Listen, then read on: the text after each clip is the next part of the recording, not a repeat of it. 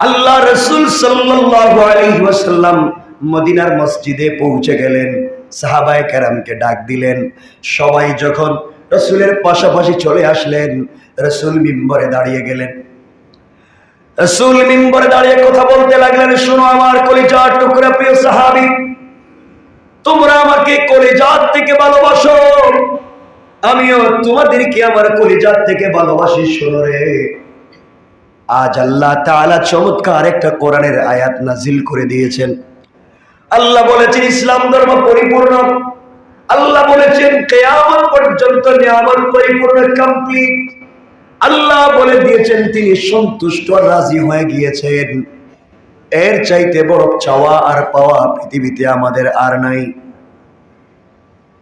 সকল সাহাবায়ে কেরাম আনন্দ করতে লাগলেন, সবাই একে অপরকে জড়িয়ে ধরে আনন্দ করলেন।